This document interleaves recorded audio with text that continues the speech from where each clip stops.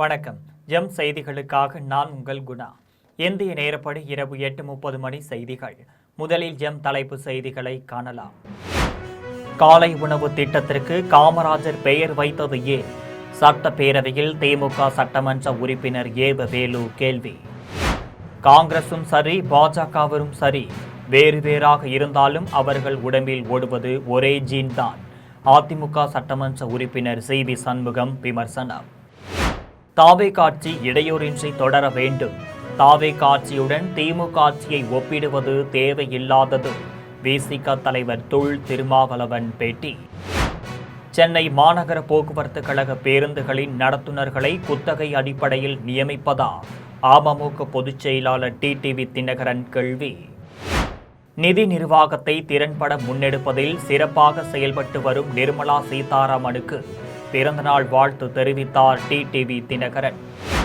உத்தரப்பிரதேசத்தின் லக்கிம்பூர் கேரியில் டெம்போ மீது லாரி மோதிய விபத்தில் 32 பேர் படுகாயம், 8 பேர் உயிரிழப்பு. இனி விரிவான செய்திகளை காணலாம். காலை உணவு திட்டத்திற்கு காமராஜர் பெயர் வைத்தது ஏன் என்று சட்டப்பேரவையில் திமுக சட்டமன்ற உறுப்பினர் ஏவ வேலு கேள்வி எழுப்பினார். தமிழ்நாடு சட்டப்பேரவையில் மானிய கோரிக்கை விவாதத்தின் 2வது நாள் அமர்வு தொடங்கி நடைபெற்று வருகிறது. இன்று இளைஞர் நலன், விளையாட்டு, நெடுஞ்சாலைகள் மற்றும் சிறு துறைமுகங்கள் துறை, பொதுப்பணி, மனிதவள மேம்பாட்டு துறைகளின் மானிய கோரிக்கைகள் மீதான விவாதம் நடைபெற்றது. இந்த விவாதத்தில் உறுப்பினர்களின் கேள்விக்கு அமைச்சர் ஆதவ் அர்ஜுனா மற்றும் அமைச்சர் சரத்குமார் ஆகியோர் பதிலளித்து உரையாற்றினர். இந்த சூழலில் மானிய கோரிக்கை மீதான விவாதத்தின் போது திமுக அரசின் திட்டங்களை சட்டமன்ற உறுப்பினர் ஏவ வேலு பட்டியலிட்டு பேசினார். அப்போது திமுக ஆட்சியில் தலைவர்களுக்கு சிலைகள், மணிமண்டபங்கள் அமைத்து தந்தோம், மீண்டும் ஆட்சிக்கு வருவோம் என்ற நம்பிக்கையில்தான் கடந்த ஆண்டு பட்ஜெட் தாக்கல் செய்தோம் என்று முதலமைச்சர் காலை உணவு திட்டத்தை காமராஜர் உணவு திட்டம் என்ற மாற்ற வேண்டிய அவசியம் என்ன? வேறு ஒரு புதிய திட்டத்தை உருவாக்கி காமராஜர் பெயரை வைக்கலாமே, நாங்கள் வைத்த திட்டத்திற்கு நீங்கள் பெயர் வைப்பது ஏன் என்றும் சட்டமன்ற உறுப்பினர் தெரிவித்தார். மேலும் முதலமைச்சர் என்பது பொதுவான சொற்றொடர், அது யாரையும் குறிப்பிட்டு சொல்லக்கூடிய பெயர் அல்ல. ஆகையால் முதலமைச்சர் காலை உணவு திட்டம் என்றுதான் பெயர் வைத்தோம். ஆனால் முதலமைச்சர் காலை உணவு திட்டத்திற்கு பெயர் மாற்றியது ஏன் என்று திமுக சட்டமன்ற உறுப்பினர் கேள்வி எழுப்பினார். காங்கிரசும் சரி, பாஜகவும் சரி, வேறு வேறாக இருந்தாலும் அவர்கள் உடம்பில் ஓடுவது ஒரே ஜீன் தான் என்றும் தமிழக சட்டப்பேரவையில் அதிமுக சட்டமன்ற உறுப்பினர் சி.வி. சண்முகம் தெரிவித்துள்ளார். தமிழக சட்டசபையில் இன்றைய மானிய கோரிக்கை விவாதத்தின் போது நீட் விவகாரம் தொடர்பாக காரசார விவாதம் நடைபெற்றது.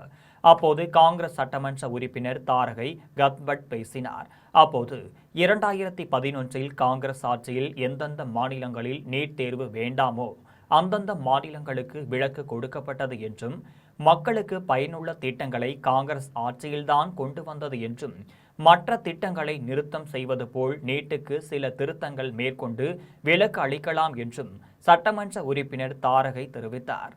இதற்கு பதிலளித்த பாஜக சட்டமன்ற உறுப்பினர் போஜராஜன், இவ்வளவு ஆண்டுகளாக நீட் தேர்வை கொண்டு வந்தது காங்கிரஸ் தான் என்று இதுவரை ஒப்புக்கொள்ளவில்லை. ஆனால் தற்பொழுது ஒப்புக்கொண்டீர்களே, அதுவரை சந்தோஷம் என்று தெரிவித்தார். அதனைத் தொடர்ந்து அதிமுக சட்டமன்ற உறுப்பினர் சி.வி. சண்முகம் பேசும்போது, நீட் தேர்வை நாங்கள்தான் கொண்டு வந்தோம் என்று காங்கிரசும் உச்சநீதிமன்ற உத்தரவின்படிதான் நீட் தேர்வை நடத்துகிறோம் என்று பாஜக உறுப்பினர்களும் தெரிவிக்கின்றனர்.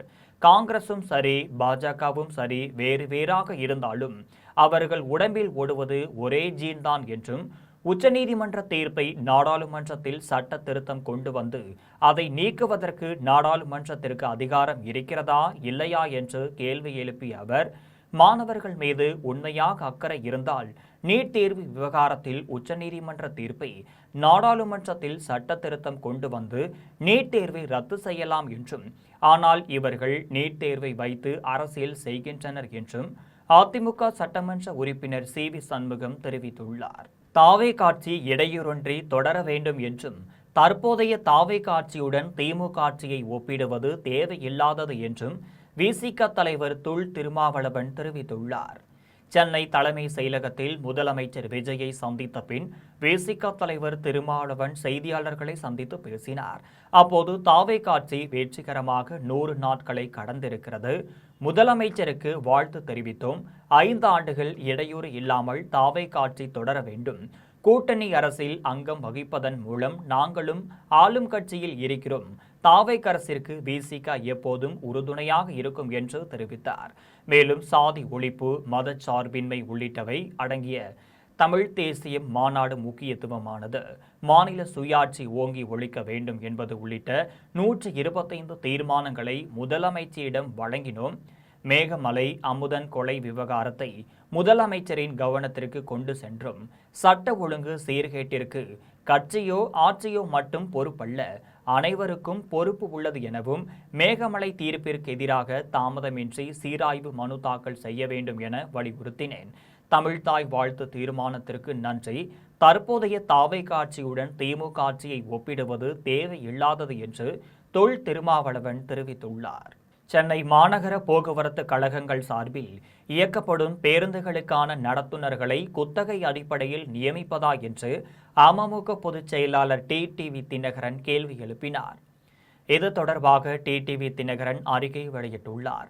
அதில் தேர்தலுக்கு முன்பாக தனியார் மையத்திற்கு எதிராக குரல் எழுப்பிய தாவேகா ஆட்சிக்கு வந்தவுடன் அதே தனியார் மையமாக்கும் முறையை பின்பற்றி இருப்பதோடு அந்த ஒப்பந்தத்தை உத்தரப்பிரதேச மாநிலம் ரபேரலியில் உள்ள ஒரு தனியார் நிறுவனத்திற்கு கொடுக்க முன்வந்திருப்பதுதான் முதலமைச்சர் ஜோசப் விஜய் சொன்ன மாற்றமா என்ற கேள்வி மக்கள் மத்தியில் எழுந்துள்ளது என்று டிடிவி தினகரன் தெரிவித்துள்ளார். மேலும் தாவேகா ஆட்சிக்கு வந்து 100 நாட்கள் கடந்துள்ள நிலையில் போக்குவரத்து கழகங்களில் நிலவும் பல ஆயிரக்கணக்கான காலி பணியிடங்களை நிரப்ப துளியளவும் நடவடிக்கை எடுக்காத தாவேகா அரசு பேருந்துகளுக்கு குத்தகை அடிப்படையில் நடத்துனர் நியமனம் செய்யும் பணியை தனியார் நிறுவனத்திடம் ஒப்படைத்திருப்பது வேலைக்காக காத்திருக்கும் தமிழ்நாட்டு இளைஞர்களுக்கு இழக்கும் மிகப்பெரிய துரோகமாகும் என்றும், போக்குவரத்து துறையில் போதுமான அளவில் பணியாளர்கள் இல்லாத நிலையில் நிரந்தர பணியாளர்களை நியமிக்காமல் புத்தகை அடிப்படையில் ஊழியர்களை நியமிப்பதற்கு தாவேகா கூட்டணியில் உள்ள கம்யூனிஸ்ட் கட்சி உட்பட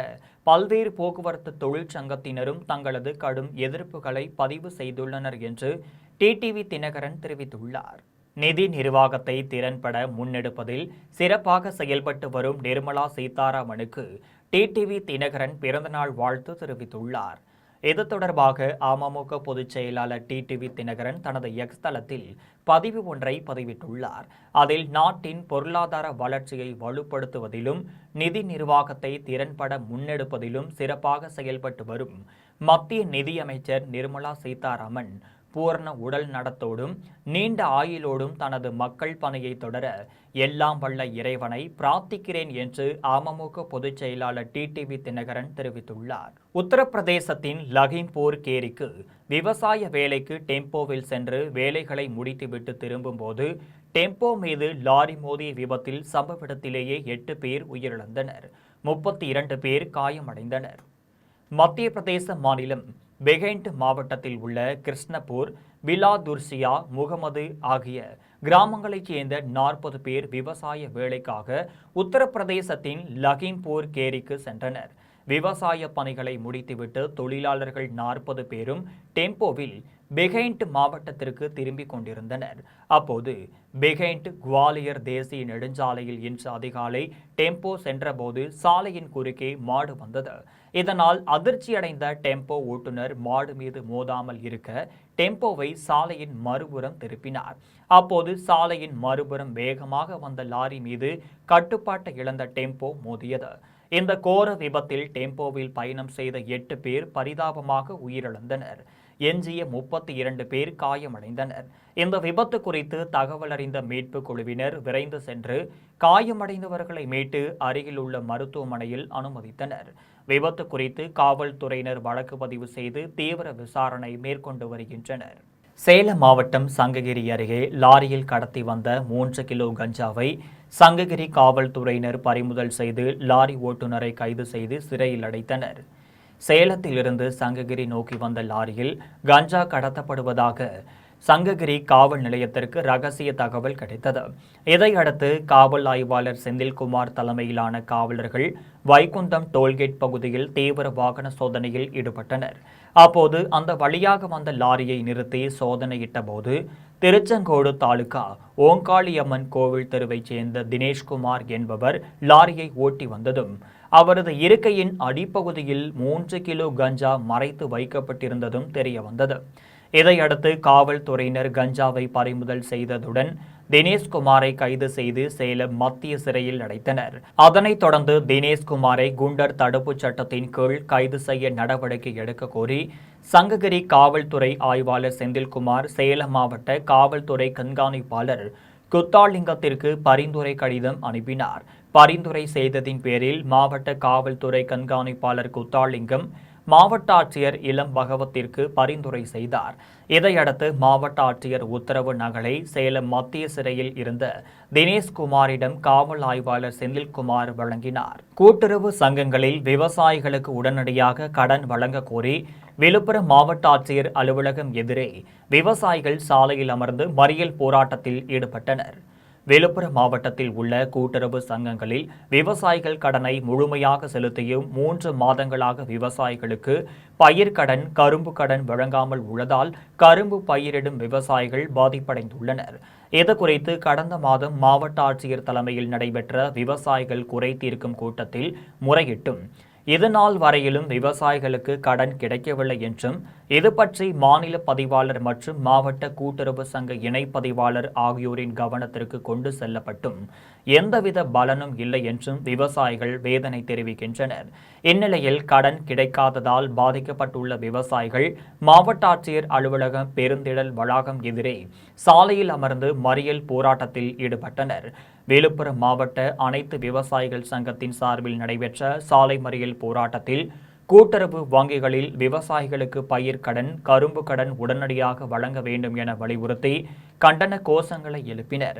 விவசாயிகளின் மறியல் போராட்டம் காரணமாக விழுப்புரம் திருச்சி நெடுஞ்சாலையில் வாகன போக்குவரத்து பாதிக்கப்பட்டது.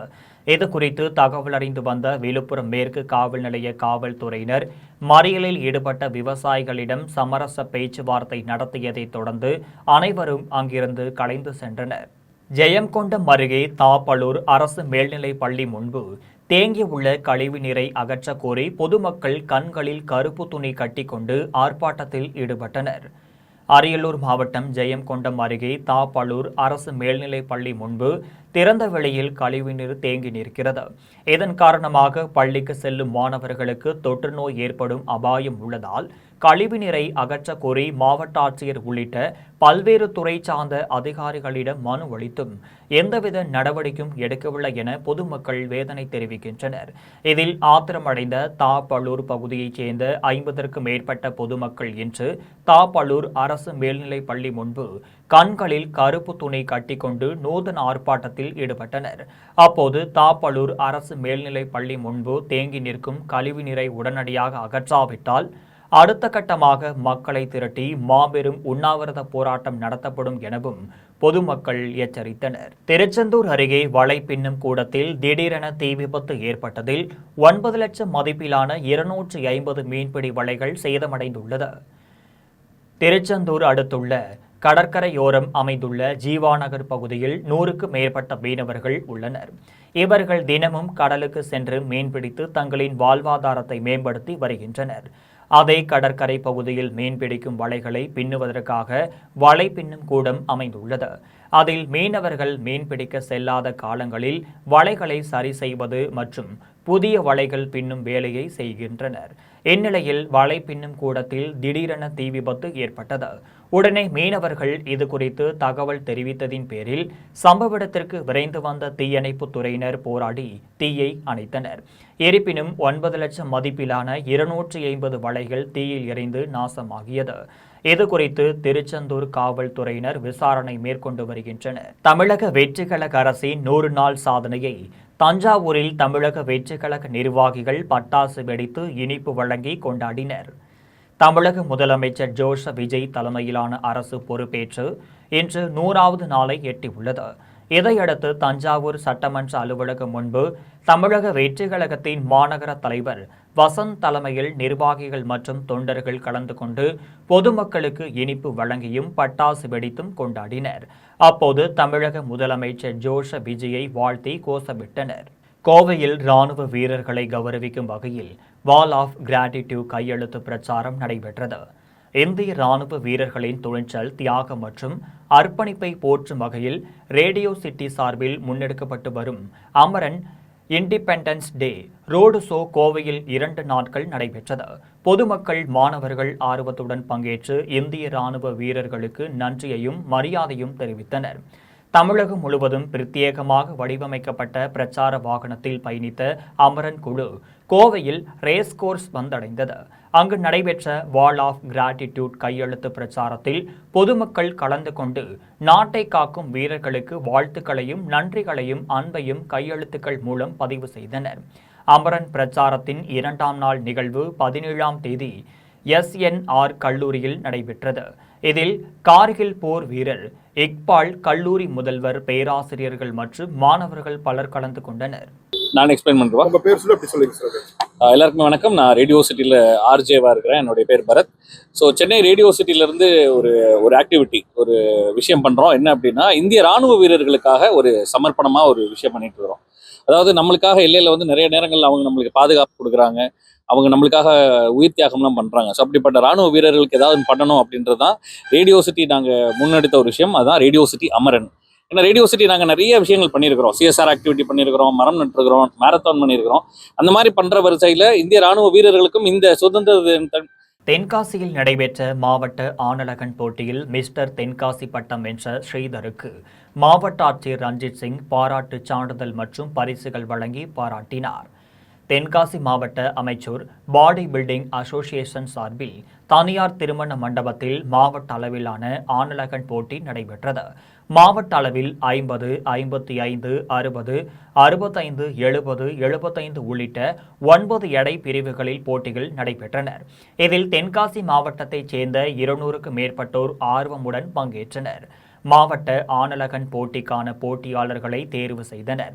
இதில் தென்காசியைச் சேர்ந்த ஸ்ரீதர் என்ற இளைஞர் மாவட்ட ஆணழகனாகவும் மிஸ்டர் தென்காசி பட்டத்தையும் வென்றார். அவருக்கு தென்காசி மாவட்ட ஆட்சியர் ரஞ்சித் சிங் ஆணழகன் திருவுருவ சிலை, பாராட்டு சான்றிதழ் மற்றும் ரொக்க பரிசை வழங்கி பாராட்டினார். அதனைத் தொடர்ந்து பல்வேறு எடை பிரிவுகளில் வெற்றி பெற்ற வீரர்களுக்கு பரிசுகள், சான்றிதழ்கள் மற்றும் ரொக்க பரிசுகள் வழங்கப்பட்டனர். மாவட்ட அளவிலான ஆணழகன் போட்டியை காணவும் போட்டியாளர்களை உற்சாகப்படுத்தவும் தென்காசி மாவட்டத்தின் பல்வேறு பகுதிகளில் இருந்தும் ஏராளமானோர் திரண்டு வந்திருந்தனர். திரைப்படங்களில் பல 100 நாள் வெற்றிகளை கொடுத்த விஜய் தற்போது தமிழக முதலமைச்சராக தனது 100 நாள் ஆட்சியை மாபெரும் சாதனையாக நிறைவேற்றி உள்ளார் என்று பூந்தமல்லியில் நடிகர் சித்ரா லட்சுமணன் பாராட்டு தெரிவித்துள்ளார். சென்னையை அடுத்த பூந்தமல்லியில் ஜஸ் அண்ட் கோ புற்றுநோய் சிறப்பு சிகிச்சை மையத்தின் திறப்பு விழா நடைபெற்றது. KM ஹெல்த் கேர் மருத்துவமனையின் மருத்துவர் டாக்டர் பாலசுப்ரமணியன், நடிகரும் இயக்குனருமான சித்ரா லட்சுமணன் ஆகியோர் முன்னிலையில் நடைபெற்ற திறப்பு விழாவில் புற்றுநோயை எதிர்கொண்டு வெற்றி பெற்றவர்களுக்கு பாராட்டு சான்றிதழ்கள் வழங்கப்பட்டனர். மேலும் புற்றுநோய் தடுப்பு, ஆரம்பகால கண்டறிதல் மற்றும் மாஸ்டர் ஹெல்த் செக்அப் முறைகளின் முக்கியத்துவம் குறித்த விழிப்புணர்வு நிகழ்ச்சியும் நடைபெற்றது. நிகழ்ச்சியை தொடர்ந்து இயக்குனரும் நடிகருமான சித்ரா லட்சுமணன் செய்தியாளர்களை சந்தித்து பேசினர். அப்போது தமிழக முதலமைச்சர் ஜோசப் விஜய் ஆட்சிக்கால பணி குறித்து நெகிழ்ச்சியுடன் பேசினார். சினிமா துறைக்கும் 100 நாட்கள் என்ற மைல்கல்லுக்கும் எப்போதும் மிக நெருங்கிய தொடர்பு உண்டு என்று குறிப்பிட்ட அவர், திரையுலகில் எண்ணற்ற 100 நாள் வெற்றி திரைப்படங்களை கொடுத்த விஜய் தற்போது முதலமைச்சராக பொறுப்பேற்று தனது முதல் 100 நாள் ஆட்சி காலத்தையும் எந்தவித விமர்சனங்களும் இன்றி வெற்றிகரமாக நிறைவு செய்துள்ளார் என்று நடிகர் சித்ரா லட்சுமணன் பெருமிதம் தெரிவித்துள்ளார். பல்லப்பச்சேரி கிராமத்தில் பொது குடிநீர் கிணறு தோண்டுவதை தடுப்பவர்கள் மீது நடவடிக்கை எடுக்க வேண்டும் என்று மாவட்ட ஆட்சியர் சிவகுரு பிரபாகரனிடம் சமூக ஆர்வலர் ராஜேந்திரன் மக்கள் குறைதீர்க்கும் முகாமில் கோரிக்கை மனு அளித்தார். ராமநாதபுரம் மாவட்டம் பலப்பச்சேரி கிராமத்தில் 600க்கும் மேற்பட்ட குடும்பத்தினர் வசித்து வருகின்றனர். இந்நிலையில் கிராமத்தின் வடக்கு பகுதியில் சின்னத்தோப்பு என்ற இடத்தில் உள்ள குடிநீர் கிணற்றை 60 ஆண்டுகளுக்கு மேலாக தாதநேந்தல் ஊராட்சி பராமரித்து வருகிறது. இதுவரை 5க்கும் மேற்பட்ட கிணறுகள் வெட்டப்பட்டுள்ளது. அனைத்து கிணறுகளும் பழுதடைந்து விட்டதால் கடந்த 15 நாட்களாக புதிய கிணறு தோண்டும் பணிகள் நடைபெற்று வருகிறது. இந்நிலையில் உத்தரவை ஊராட்சி எல்லையில் கிணறு இருப்பதாக கூறி உத்தரவை கிராம மக்கள் தோண்டிய கிணற்றை மூடிவிட்டனர். இது தொடர்பாக வட்டார வளர்ச்சி அலுவலர் திருப்புல்லானி காவல் நிலையத்தில் புகார் அளித்துள்ளனர். அதில் எங்கள் ஊராட்சியில் சேர்க்கப்பட்ட இடத்தில்தான் கிணறு தோன்றுகிறோம். உத்தரவை கிராம மக்கள் சாதிய மோதல் தூண்டும் வகையில் செயல்படுகின்றனர்.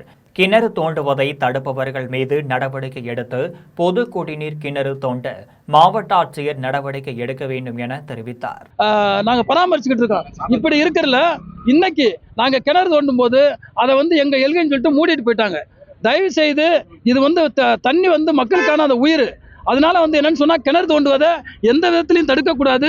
நீங்க உடனடியாக மாவட்ட நிர்வாகம் உயர்ந்த மாவட்ட ஆட்சியர் அவர்கள் இந்த விஷயத்துல தலையிட்டு எங்க மக்கள் தாதனந்திர பல்லவச்சேரி அந்த தண்ணியை யூஸ் பண்றதுக்கு நீங்க தயவு செய்து ஆவணம் செய்யணும். கண்டிப்பா நடவடிக்கை எடுக்கணும். கொடைக்கானல் வத்தலகுண்டு பிரதான சாலையில் உள்ள பழைய கடைக்குள் லாரி புகுந்த விபத்தில் மக்கள் யாரும் இல்லாததால் பெரும் உயிர் சேதம் தவிர்க்கப்பட்டது. திண்டுக்கல் மாவட்டம் கொடைக்கானல் மலை சாலையில் இன்று காலை தரைப்பகுதியிலிருந்து சிமெண்ட் மூட்டைகளை ஏற்றி வந்த லாரி பண்ணைக்காடு பிரிவு அருகே உள்ள ஊத்து என்ற இடத்தில் லாரி வந்தபோது லாரி ஓட்டுநர் தூக்க கழகத்தில் இருந்ததால் சாலையோரத்தில் உள்ள பழக்கடைக்குள் லாரி புகுந்து விபத்துக்குள்ளானது.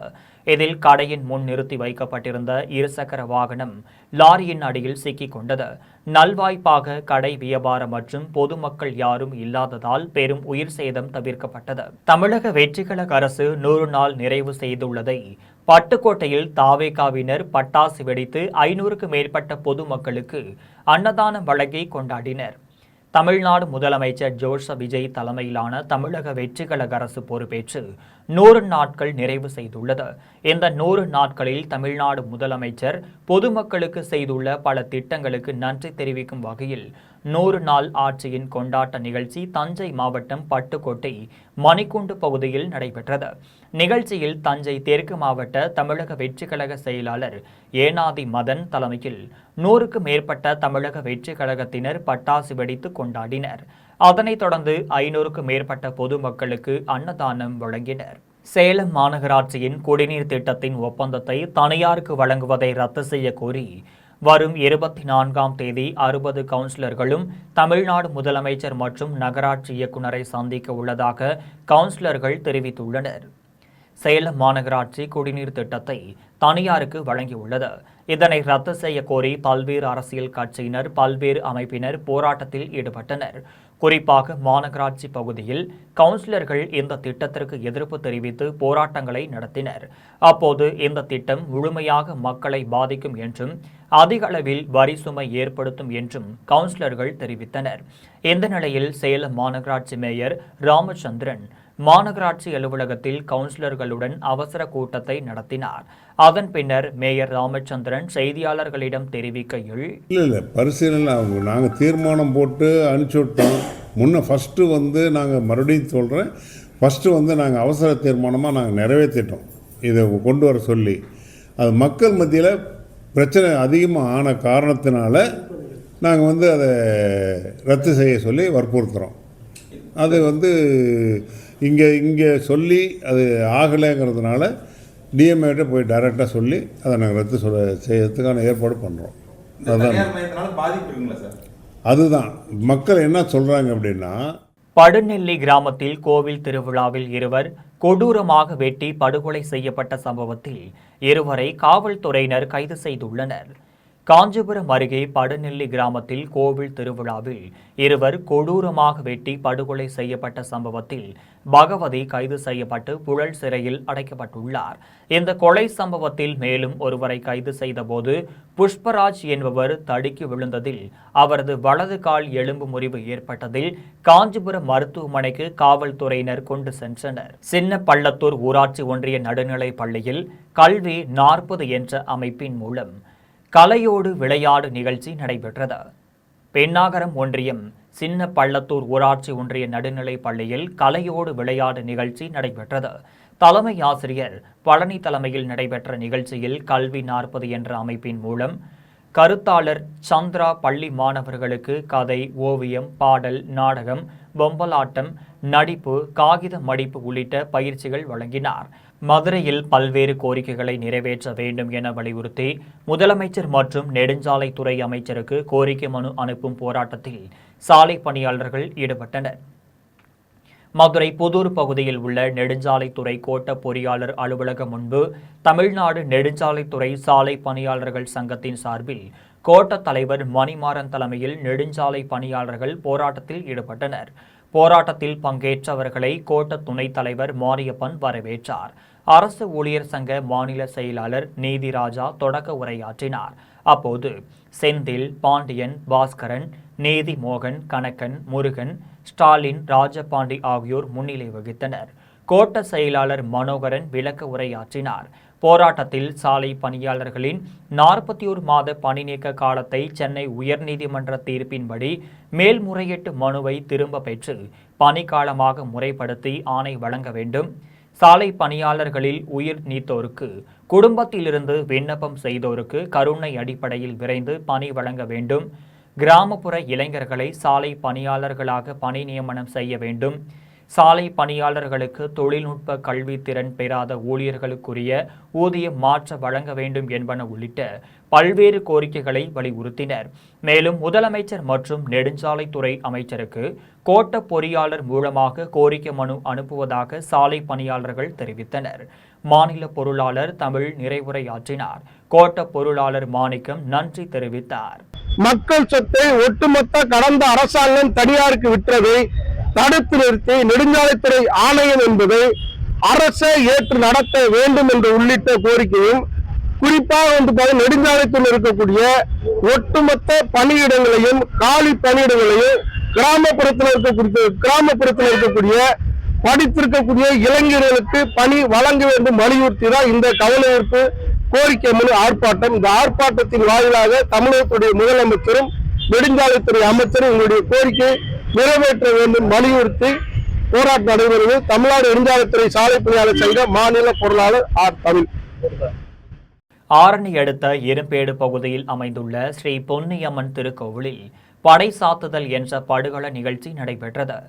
திருவண்ணாமலை மாவட்டம் ஆரணி அடுத்த இரும்பேடு பகுதியில் ஸ்ரீ பொன்னியம்மன் திருக்கோவிலில் கடந்த 12 ஆண்டுகளுக்கு பிறகு படுகளம் விழா நடைபெற்றது. விழாவில் முன்னதாக காப்பு கட்டி விரதம் இருந்த பக்தர்கள் இரவு நேரங்களில் படை சாத்துதல் விழாவில் பங்கேற்றனர். காப்பு கட்டிய சிறுவர்கள் உள்ளிட்ட 7 பக்தர்களை மேளதாளம் முழங்க ஊர்வலமாக அழைத்து வரப்பட்டு 7 அடி ஆழம் தோண்டப்பட்ட பள்ளத்தில் இறக்கி உலகம் நன்மையடைய தவத்தில் இருந்தனர். அதனைத் தொடர்ந்து சிவன், பார்வதி, முருகன், காளி, பொன்னியம்மன், அர்ஜுனன், கர்ணன் உள்ளிட்ட பல்வேறு வேடங்களை தரித்து வந்த பக்தர்கள் பள்ளத்தில் இருந்தவர்கள் மீது மஞ்சள் நீரை தெளித்து உயிர் பெற செய்தனர். இதில் ஏராளமான பக்தர்கள் கலந்து கொண்டு சாமி தரிசனம் செய்தனர். மீண்டும் தலைப்பு செய்திகள். காலை உணவு திட்டத்திற்கு காமராஜர் பெயர் வைத்தது ஏன்? சட்டப்பேரவையில் திமுக சட்டமன்ற உறுப்பினர் ஏவ வேலு கேள்வி. காங்கிரசும் சரி, பாஜகவரும் சரி, வேறு வேறாக இருந்தாலும் அவர்கள் உடம்பில் ஓடுவது ஒரே ஜீன் தான். அதிமுக சட்டமன்ற உறுப்பினர் சி.வி. சண்முகம் விமர்சனம். தாவே ஆட்சி இடையூறின்றி தொடர வேண்டும். தாவே ஆட்சியுடன் திமுக ஆட்சியை ஒப்பிடுவது தேவையில்லாதது. விசிக தலைவர் தொல் திருமாவளவன் பேட்டி. சென்னை மாநகர போக்குவரத்து கழக பேருந்துகளின் நடத்துனர்களை குத்தகை அடிப்படையில் நியமிப்பதா? அமமுக பொதுச் செயலாளர் டிடிவி தினகரன் கேள்வி. நிதி நிர்வாகத்தை திறன்பட முன்னெடுப்பதில் சிறப்பாக செயல்பட்டு வரும் நிர்மலா சீதாராமனுக்கு பிறந்தநாள் வாழ்த்து தெரிவித்தார் டிடிவி தினகரன். உத்தரப்பிரதேசத்தின் லக்கிம்பூர் கேரியில் டெம்போ மீது லாரி மோதிய விபத்தில் 32 பேர் படுகாயம், 8 பேர் உயிரிழப்பு. இத்துடன் செய்திகள் நிறைவடைகின்றனர். மீண்டும் செய்திகள் இரவு 12 மணிக்கு. உடனுக்குடன் செய்திகளை காண gemlive.tv என்ற இணையதளத்தில் இணைந்திருங்கள். நன்றி, வணக்கம்.